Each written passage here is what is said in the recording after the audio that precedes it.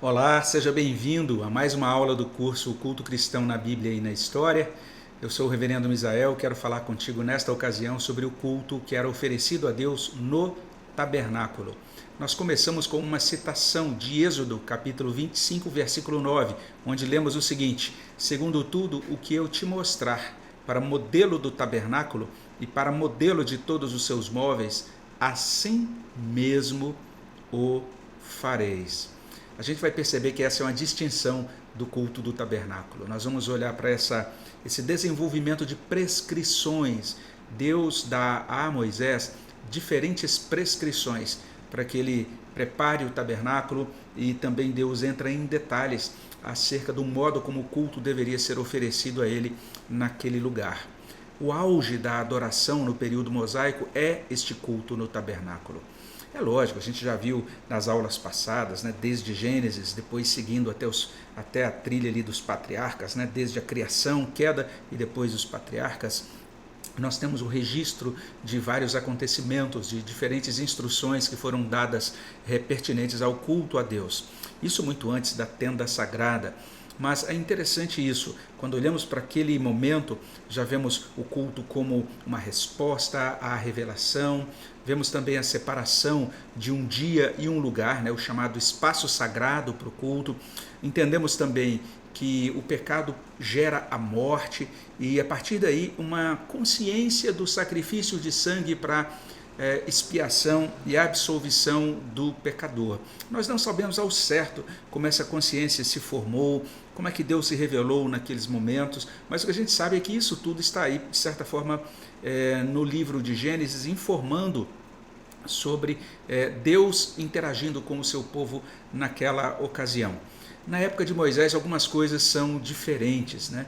Deus se revela a Moisés de modo muito especial, e ele diz que o povo será liberto para cultuá-lo no deserto. É o que encontramos em Êxodo 4, 22, 23, também Êxodo 5, 3. O povo deve ser liberto para oferecer sacrifícios ao Senhor. Outro detalhe interessante nessa narrativa sobre Moisés é que no último dia, né, quando Deus está ali prestes a derramar a última praga sobre os egípcios, ele estabelece a Páscoa com uma liturgia, com um momento de devoção. E naquela liturgia, as novas gerações têm a oportunidade de entender o que aconteceu, de saber a maneira como Deus revelou a sua graça, o seu poder libertador no evento da Páscoa. Em Êxodo 12, 24 a 27, a gente encontra esse registro de que isso deve ser celebrado anualmente, isso deve ser passado para as novas gerações. Logo depois também de retirar o seu povo do Egito, ali no Sinai, né, na beira do Monte Sinai, Deus estabelece a aliança com Moisés e com o povo. E naquele momento, Deus constitui o seu povo como reino de sacerdotes e como nação santa, ou seja, como um povo adorador, como nós podemos ler em Êxodo 19, 5 e 6. E no capítulo seguinte, quando Deus dá então as bases, a sua lei que regulamentará esta aliança, ou que regulamenta esta aliança, Deus começa aquela revelação, né, a revelação sobre a lei, revelando ou destacando que o culto ele deve ter primazia, o culto deve ser exclusivo a Deus e ele deve ter primazia. Êxodo 20, de 3 a 11, vai mostrar isso. Os 4 primeiros mandamentos, de certa maneira, têm uma relação muito íntima com o culto que deve ser prestado ao Senhor. E este texto, inclusive, ele servirá de base para muitos desenvolvimentos futuros acerca da adoração. Se você encontra, por exemplo, os registros dos chamados pais puritanos, né, o princípio regulador de culto, como a gente vai entender melhor, a gente vai compreender que eles fazem de vez em quando a referência a esses primeiros mandamentos da lei.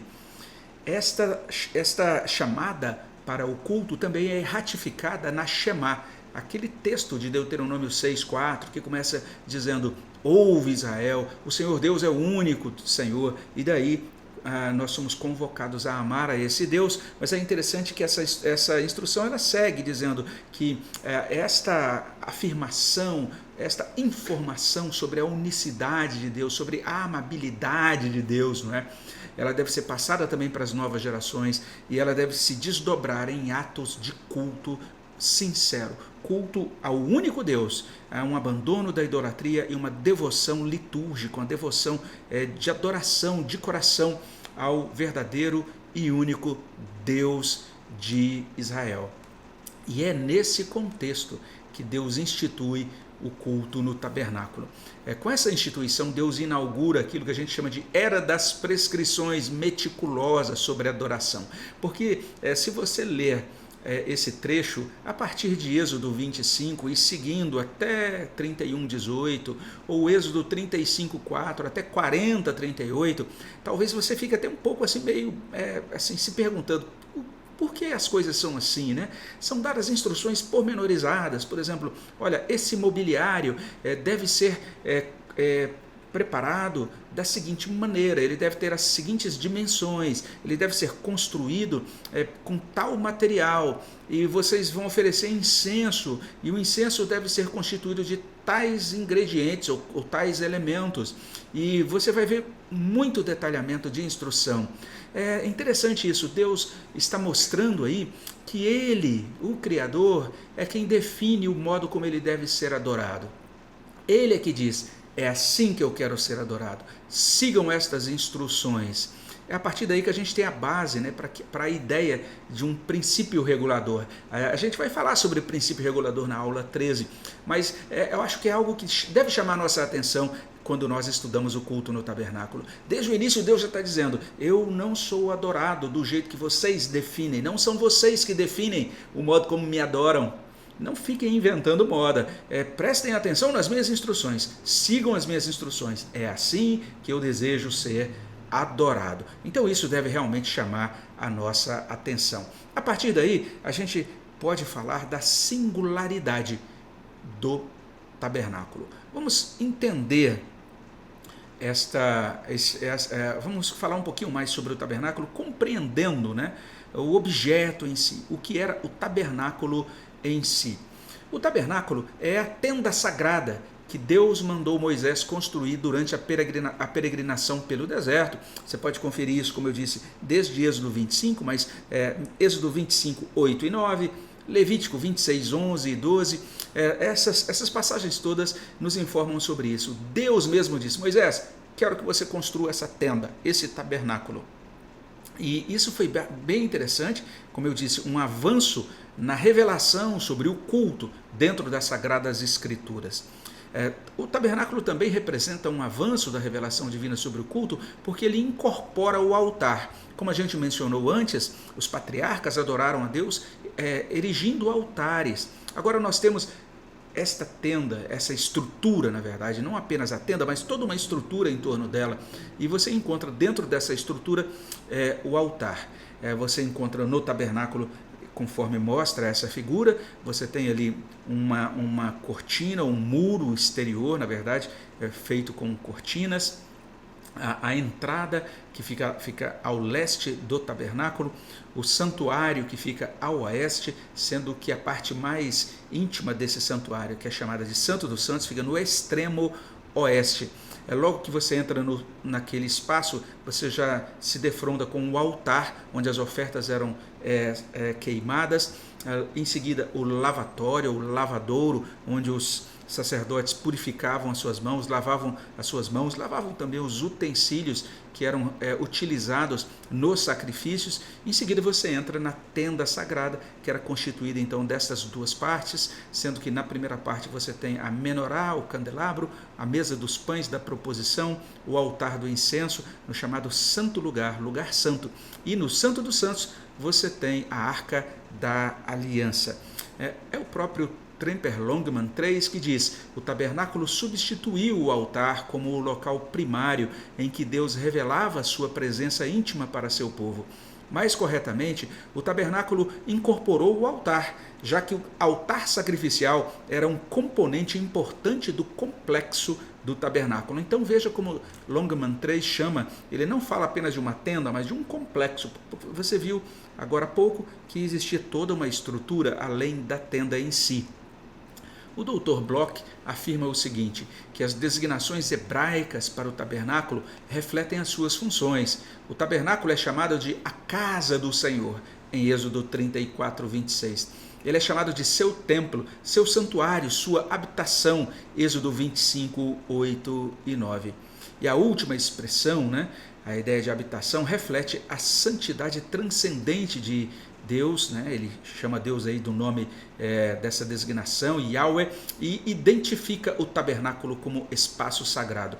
O tabernáculo foi considerado sagrado pela presença de Yahweh, simbolizada pela glória, pelo kabod de Deus.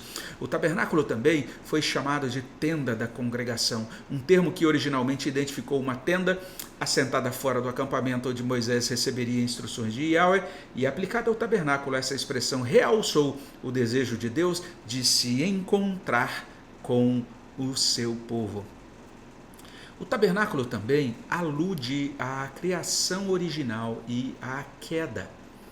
Uma vez que a árvore da vida se encontra no extremo oeste do Éden, depois da queda foi necessário colocar querubins ao oriente do jardim, ou seja, ao lado leste. Por isso que o tabernáculo era um retângulo orientado em um eixo leste-oeste, com a entrada no lado leste e o santuário, o Santo dos Santos, a oeste, com querubins guardando o acesso a ele. Então, logo na entrada do tabernáculo, você vai encontrar querubins que estão ali mostrados no tecido das cortinas. Em todas as cortinas havia querubins. No véu também havia querubins. Na tampa do propiciatório, que é literalmente o que cobre a Arca da Aliança, você tem também os querubins representados. Você pode conferir isso em Êxodo 25, 17 a 22, Êxodo 26, 1 e também Êxodo 26, 31 a 37. E o Dr. Ryken nos diz o seguinte, que esses querubins, eles simbolizam a restrição do acesso. Assim como os querubins agora impedem a entrada do homem no jardim do Éden e o acesso à árvore da vida, esta é a mensagem transmitida pelo tabernáculo. Ele diz assim, nada simbolizava o acesso restrito mais claramente do que os querubins. De modo simbólico, eles vigiavam o acesso a Deus. Internamente, a tenda sagrada era dividida em duas partes, separadas por um véu, quais sejam o lugar santo e o Santo dos Santos. Você pode conferir isso em Êxodo 26, 33.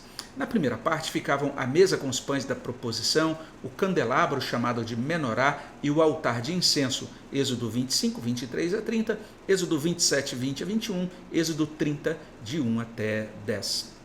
No Santo dos Santos ficava a Arca da Aliança coberta pelo propiciatório, Êxodo 25, 10 até 22. O candelabro com 7 lâmpadas, ou menorá, é usado até hoje como um emblema nacional de Israel. Era a peça de ouro batido, maciço, cujo formato lembrava o de uma árvore, decorada com flores e cálices no formato de amêndoas, Êxodo 25, 31 a 40.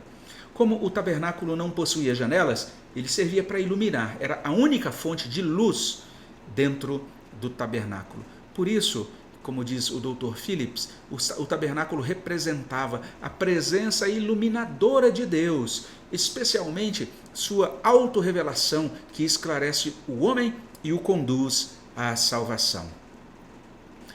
Mas no tabernáculo nós temos a mesa com os pães da proposição. E essa mesa representa essa possibilidade de comunhão do povo de Deus com o seu Criador, com o seu Senhor. O Dr. Phillips diz assim, o santo lugar era o lugar, ou o local, melhor dizendo, onde os sacerdotes tinham comunhão com Deus em favor das pessoas, simbolizadas pelo pão, 12 pães para as 12 tribos, que os sacerdotes comiam na presença, ou melhor dizendo, na mesa do Senhor. E esse lugar santo e o Santo dos Santos tinha essa divisão. Ele era dividido por um véu de estofo azul e púrpura e carmesim e linho fino retorcido com querubins. É o Dr. Ryken que diz, inclusive no seu estudo, que eram necessários 100 pessoas para carregar esse véu. Era Não sei se isso corresponde à realidade, mas realmente é chocante. A gente percebe que não era um véu fininho, era um véu espesso, que, conforme diz o Dr. Ryken, tinha vários centímetros, né, de largura. E esse Santo dos Santos era um cubo perfeito, que media 5 metros de cada lado. E é interessante que, quando a gente pensa nesses mobiliários e itens dos Santos, eles são descritos em Hebreus 9, a partir do verso 4. Lá a gente lê o seguinte: ao qual pertencia um altar de ouro para o incenso e a arca da aliança, totalmente coberta de ouro, na qual estava uma urna de ouro contendo o maná, o bordão de Arão que floresceu e as tábuas da aliança, e sobre elas os querubins de glória que com a sua sombra cobriam o propiciatório.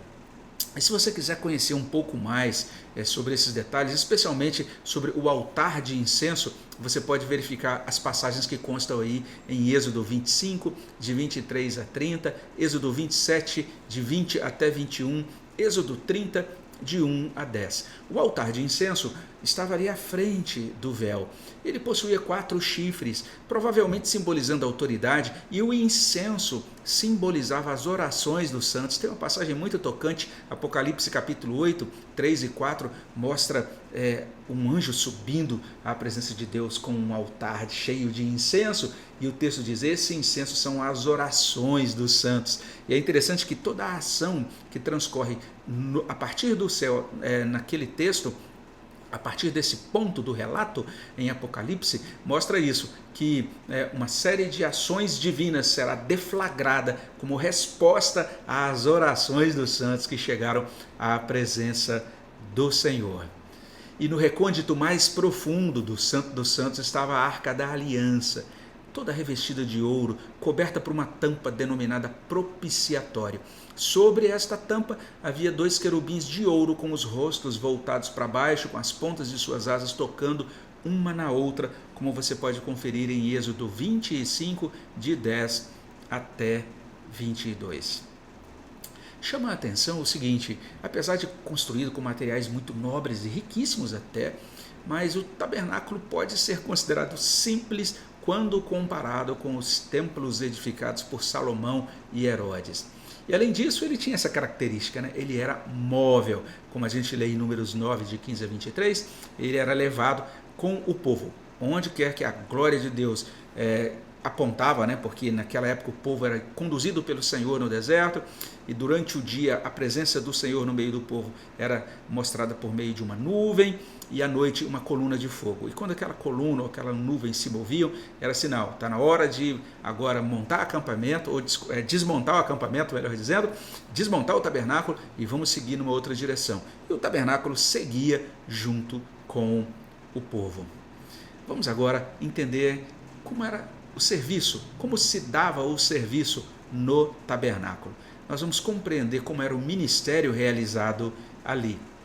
Basicamente, o trabalho ou o ministério do tabernáculo era mantido pelos levitas e pelos sacerdotes. Vamos entender, em primeiro lugar, quem eram os levitas. Os levitas eram sustentados pelos dízimos entregues pelo povo. Eles eram chamados de ministros dos sacerdotes, ou melhor dizendo, ministros do tabernáculo. Eles eram incumbidos de desmanchar, transportar, erigir o tabernáculo. As 3 divisões da tribo de Levi foram responsabilizadas pelas cortinas, pelos móveis, pela armação do tabernáculo, como lemos em Números 3, 21 a 26 e 29 a 37, e também em Números 4, 29 a 33. Em certo sentido, os levitas eram auxiliares dos sacerdotes, como a gente lê em Números 3, 5 a 7. Eles representavam o povo em alguns rituais de purificação e dedicação. Você pode conferir isso em Números 8, 5 até 9 e 18 a 19. E eles montavam as suas tendas em torno do tabernáculo. Então, quando chegava num lugar, primeiro montava o tabernáculo, depois montava as tendas dos levitas em torno do tabernáculo, e daí o restante do acampamento. Quanto aos sacerdotes, eles recebiam as porções das ofertas não consumidas pelos sacrifícios do rebanho, vaco e ovino, e o dízimo dos levitas. É assim que os sacerdotes eram sustentados. Eram separados dentre os filhos de Arão, Números 3:10, se dedicavam aos sacrifícios do tabernáculo e agiam como mediadores e como ministros da palavra. É por isso que em Oséias 4:6 eles estão sendo repreendidos, porque não estavam atentando para a sublimidade, para a importância, não estavam realizando o ministério fiel à lei do Senhor. Diariamente, eles entravam para desempenhar algumas funções administrativas. Eles alimentavam as lâmpadas do candeeiro com azeite, o altar de incenso com os aromas. Uma vez por semana, eles substituíam os pães da proposição e mantinham tudo limpo no espaço interno do lugar santo. Liturgicamente, eles realizavam orações e abluções, ou seja, cerimônias de purificação com água. Mas tem um detalhe que é chocante, chama muito a minha atenção. Os sacerdotes não podiam se mover do lugar santo para o santo dos santos. Eles não tinham essa permissão. E o Dr. Phillips vai dizer para a gente que todos os dias eles entravam no primeiro santuário para servir a Deus, adorá-lo, ter um tipo de comunhão com ele diante do candelabro e do altar de incenso. Todavia, acesso direto ao próprio Deus era negado. Que interessante. O item-chave dessa descrição como um todo encontra-se na segunda cortina, pois esta ficava entre os sacerdotes e a presença de Deus. Então o véu impedia esse acesso. Durante todo o tempo em que permaneciam no santo lugar, eles tinham essa consciência de duas coisas. Primeiro, da presença real de Deus além do véu. Segundo, da barreira que os guardava de olhar ou entrar naquele lugar mais santo. E sobre esse serviço, então, nessa parte cúbica do santuário, no Santo dos Santos, somente o sumo sacerdote entrava ali. E isso uma vez por ano, não sem sangue, que ele oferecia por si e pelos pecados de ignorância do povo, como nós somos informados por Hebreus, capítulo 9, versículo 7. E de acordo com Levítico 16, 1-34, este dia anual era chamado de Dia da Expiação, o Yom Kippur. E ele acontecia no 10º dia do 7º mês, e era celebrado como um estatuto perpétuo, como a gente lê em Levítico 16, 34. Era uma ocasião para solenidade, para aflição de alma, como lemos no versículo 29 de Levítico 16. Era uma ocasião para contrição agradecida. Interessante essa tônica, não é? Você está percebendo até aqui que esse culto no tabernáculo não era um culto de festividade juvenil. Ele tinha bastante solenidade, especialmente no dia da expiação, quando a gente pensa no apontamento que ele faz para Jesus Cristo, para a morte de Cristo na cruz. É um dia para realmente nós pensarmos bem na nossa vida, é ou não é? Para nós estarmos nos apresentando diante de Deus ou nos apresentarmos diante de Deus com contrição, com arrependimento, com uma gratidão, mas não é uma gratidão qualquer, é uma gratidão que é oferecida com a reverência devida. Vamos agora pensar juntos nos sacrifícios, nas ofertas que eram oferecidas no tabernáculo. A adoração no tabernáculo destacava a expiação, era a comunhão com Deus restabelecida por meio de um sacrifício. Vamos entender o conceito de expiação. Expiação é o ato pelo qual Deus restaura o relacionamento de harmonia e unidade entre ele e os seres humanos. É o pagamento exigido pelo pecado. É uma satisfação ou substituição penal. O Dr. Leon Morris explica o seguinte: a necessidade de expiação se torna evidente por três coisas: a universalidade do pecado, a seriedade do pecado e a incapacidade do homem resolver o problema do pecado. É interessante também, observe-se que não havia expiação para os chamados pecados deliberados, os pecados que eram cometidos em desafio às leis de Deus.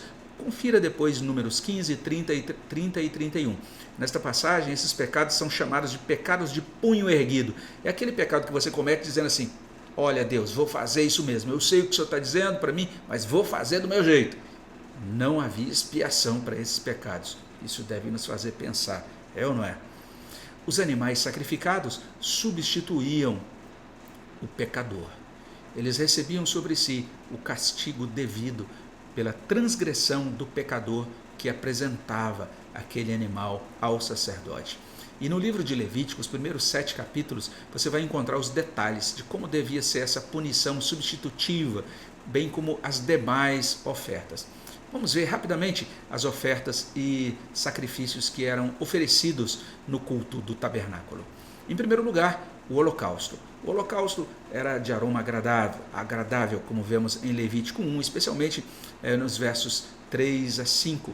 O animal é cortado em pedaços e inteiramente queimado. E tudo isso ocorre fora da tenda e significa a apresentação voluntária da vida completa a Deus. Você pode conferir isso nas passagens que aparecem no slide, né? Levítico 1, 3, 5, 8, 11 a 13, 15 e 17. E Paulo usa essa imagem do holocausto em Romanos 12, 1 a 2. Rogo-vos, pois, irmãos, pelas misericórdias de Deus, que apresenteis os vossos corpos como sacrifício vivo, santo e agradável a Deus. Então está usando toda uma linguagem extraída da apresentação do holocausto. Por isso, um sacrifício de aroma agradável.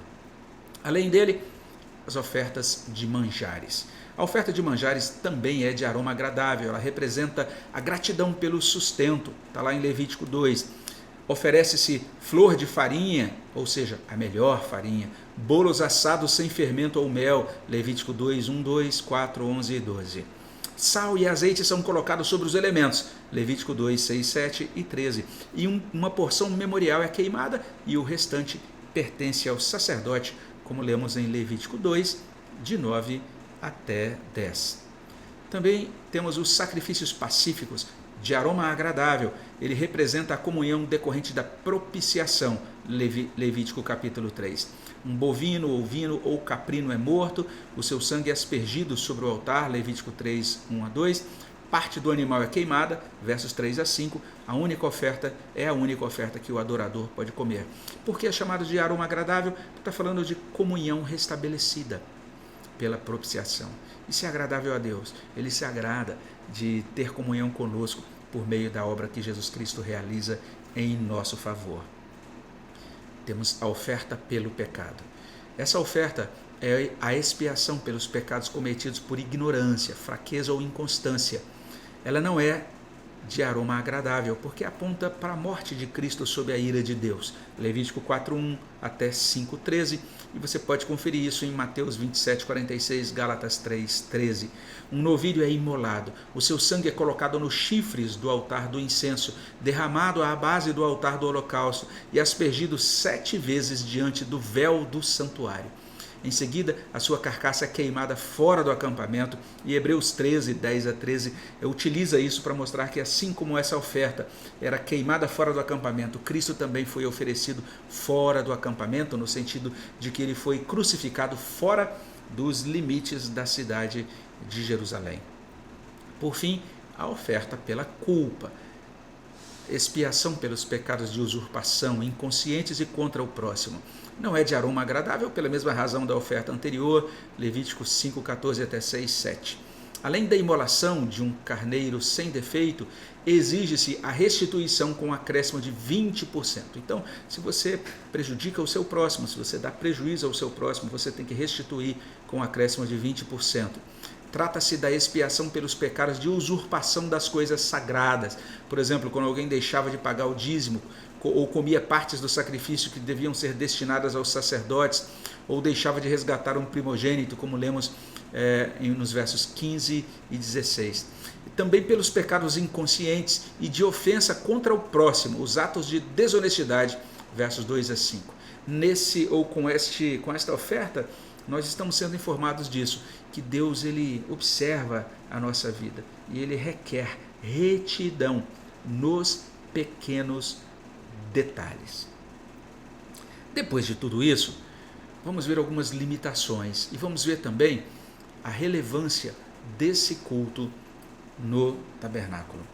Chama a nossa atenção que especialmente o autor de Hebreus dirá que o culto no tabernáculo ele tinha limitações. O tabernáculo terreno não era capaz de conectar o homem a Deus. Essa é uma grande tônica da carta aos Hebreus, especialmente a partir do seu capítulo 8º. O Dr. Phillips dirá o seguinte: todo o sistema de culto do tabernáculo, por um lado, mostrava a intenção de Deus em manter comunhão com seu povo, E por outro lado, mostrava que o caminho ainda não estava aberto. Ele diz, a frase-chave daquele culto do tabernáculo é ainda não está aberto o caminho. E nisso se resume a religião de todo o Antigo Testamento. Não, o caminho para Deus não estava aberto, estava proibido, porém não estava simplesmente fechado, mas ainda não estava aberta. Ainda não, isto é, até o tempo de Cristo. E ele continua afirmando, o autor de Hebreus concebe dessas duas salas, ou seja, o lugar santo e o santo dos santos, uma afirmação concernente ao culto e à vida nas duas alianças. A vida na antiga aliança era a vida no santo lugar. Os sacerdotes eram chamados para servir a Deus.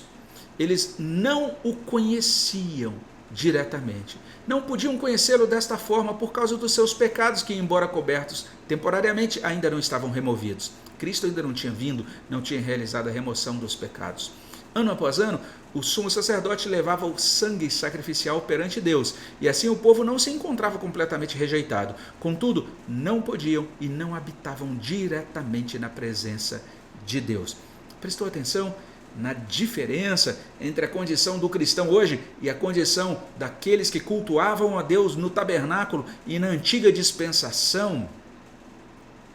É por isso que Hebreus diz isso. Tudo isso vai imbricar, naquela declaração final de Hebreus 9:8.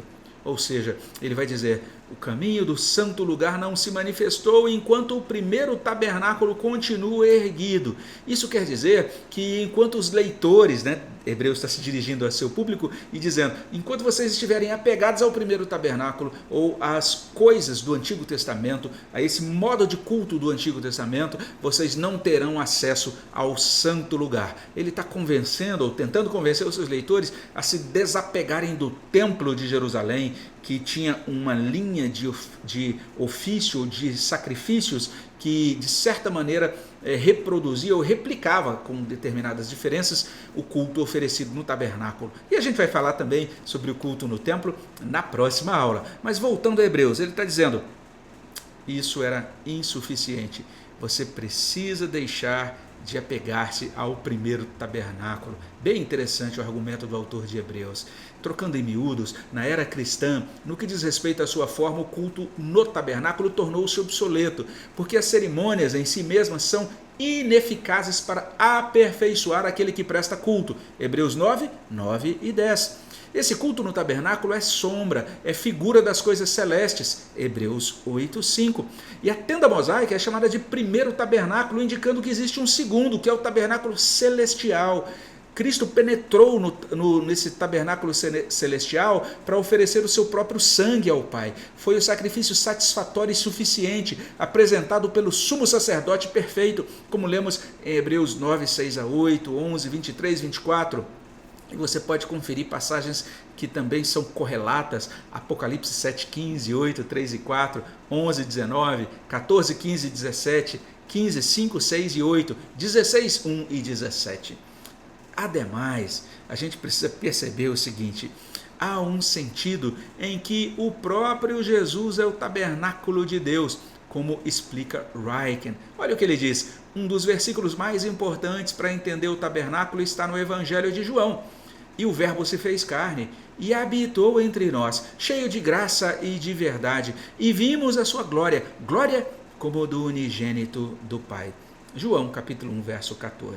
Esse versículo é importante, diz o Dr. Ryken, porque a palavra traduzida como habitou, a palavra grega eskenosen, vem da palavra grega para tabernáculo, eskene. Portanto, o versículo significa isto, o Verbo se fez carne e tabernaculou entre nós. Deus, o Filho, se tornou homem para que pudesse descer para morar conosco. Esta é a interpretação da encarnação. Jesus Cristo é o tabernáculo de Deus. Apesar disso, apesar de verificar que o tabernáculo tinha suas limitações, entendamos que no culto oferecido no tabernáculo na época de Moisés, Deus era destacado no centro da vida de Israel, como lemos em Êxodo 25:8, Êxodo 29, 43 a 46. E a gente mostra aí algumas imagens que ilustram isso, Aquele grande acampamento com mais de 1 milhão de pessoas, e lá no centro do acampamento o tabernáculo. É aqui de uma maneira mais próxima, também uma estilização, uma tentativa de demonstrar como era isso, não é? Mas a nossa Bíblia de Genebra diz o seguinte, que o tabernáculo, como uma habitação de Deus em meio ao seu povo pecador, tinha pelo menos duas funções principais. Por um lado, ele separava o povo da presença sagrada de Deus. Então ele fazia isso, separação. Vocês não podem entrar no Santo dos Santos. Ele estava comunicando, vocês precisam de expiação, de salvação provida pelo Redentor e Mediador que virá. As cortinas do Santo dos Santos, no lugar santo, e até mesmo do átrio, ficavam entre o povo e a ameaça da consumidora santidade de Deus. Assim como os limites colocados no Monte Sinai, o tabernáculo protegia o povo do perigo de uma intrusão não autorizada. Olha que ideia interessante. Por outro lado, o tabernáculo simbolizava um meio de se aproximar do Senhor. Os adoradores podiam entrar pelo portão leste na área externa, confessar seus pecados, oferecer sacrifícios, orar a Deus no lugar onde habitava a sua glória. Os sacerdotes levariam as petições até o Santo dos Santos, e uma vez por ano o sumo sacerdote poderia entrar na sala do trono do Altíssimo com uma expiação de sangue. Era a tenda da congregação onde Deus habitava. Ali ele se encontrava no propiciatório com o seu povo redimido. Além disso, o culto no tabernáculo promovia instrução e também oração e consagração. Ele instruía porque os atos litúrgicos doutrinavam sobre o ser de Deus, sobre os atributos de Deus, especialmente sobre a santidade, sobre a justiça e sobre a graça de Deus. Eles também doutrinavam sobre o modo de salvação divinamente estabelecido, mediante o sacrifício de Jesus Cristo que viria. Também eles doutrinavam sobre a obra santificadora do Espírito de Deus, porque existem várias referências à unção com óleo, ao óleo aplicado, não apenas sobre os elementos que seriam oferecidos como ofertas, mas também sobre os ministrantes, aqueles que serviam ou serviriam no tabernáculo. É interessante também quando pensamos na oração e consagração, porque naquele culto os sacerdotes oravam e se consagravam em favor do povo, e os crentes também oravam e apresentavam a Deus as suas vidas e as suas ofertas. Nesses termos, o culto no tabernáculo, ele de certa maneira nos convida a algumas boas práticas, né? Uma delas seria esse destaque à centralidade de Deus na vida e no culto. Que coisa abençoada seria se nós pudéssemos cultivar mais isso hoje. Além disso, a comunhão com base na obra expiatória do Redentor. E além disso, nesse contexto de comunhão com base na obra do Redentor, nós somos lembrados do quanto Deus é grande e nós pequenos, né? Deus é exaltado e nós somos diminuídos ou colocados no devido lugar, na devida medida, melhor dizendo. Outro detalhe é essa ideia de obediência às prescrições, não é? Porque cada detalhe do tabernáculo e da sua liturgia foi divinamente prescrito pelo Senhor.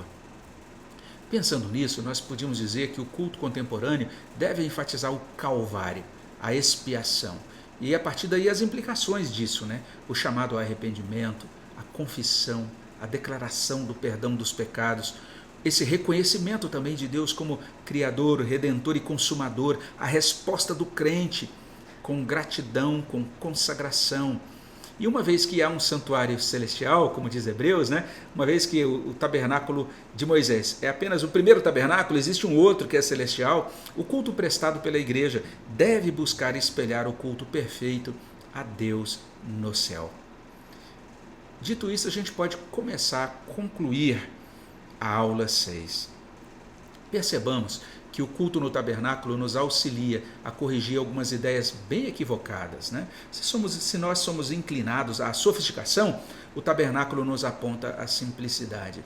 Se nós entendemos que nós podemos definir os parâmetros para a adoração, Deus nos ensina que temos de depender dele, ser biblicamente instruídos em cada passo do planejamento do culto. Será que a gente quer destacar o homem? O tabernáculo está proclamando em alto e em bom som que Deus é quem deve estar no centro do acampamento, no centro da vida, no centro de tudo. Ele deve ser o único a receber glória por todas as coisas. Além disso, nós precisamos de um mediador, nós precisamos ser humilhados, nós precisamos aprender a ouvir, nós precisamos aprender a obedecer e a honrar ao nosso Criador.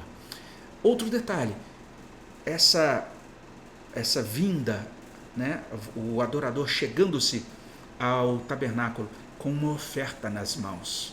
Isso é precioso demais. Nós temos de nos envolver materialmente com o sustento e a manutenção do culto divino. Você percebe que os levitas e sacerdotes eram sustentados com aquelas ofertas. É interessante que a obra de Deus precisa do nosso apoio, a obra de Deus precisa do nosso sustento. Nós precisamos compreender que as coisas espirituais não eliminam o nosso foco em Deus e nas coisas do alto, não significa agora a desconsideração com o sustento do seu trabalho neste mundo. Nós devemos nos envolver materialmente e é por isso que nós temos em cada ato de adoração contemporânea, na nossa igreja hoje, um instante em que a gente pode demonstrar isso, consagrando ao Senhor os nossos dízimos e ofertas, e quando fazemos isso, nós estamos consagrando as nossas vidas, tudo o que somos e tudo o que temos. Tudo isso colocado diante de Deus com gratidão no nosso coração. E assim, cada detalhe do culto do tabernáculo não era meramente estético, veja só, aquelas coisas não estavam lá só para enfeite, cada uma delas tinha um significado. De modo semelhante, cada ato da liturgia também tem que ser pedagógico. Ele deve existir uma razão para ele estar ali. E a gente deve, inclusive, ajudar as pessoas a compreenderem. Olha, nós estamos agora tendo um momento para confessar a Deus os nossos pecados, por isso e por isso. Agora é o momento para nós cantarmos louvores em resposta ao que Ele falou conosco na sua palavra. E com isso a gente vai entendendo que cada parte da adoração deve contribuir para a edificação. No próximo encontro, nós falaremos sobre o culto no Templo de Jerusalém. Muito obrigado e até lá. Que Deus o abençoe.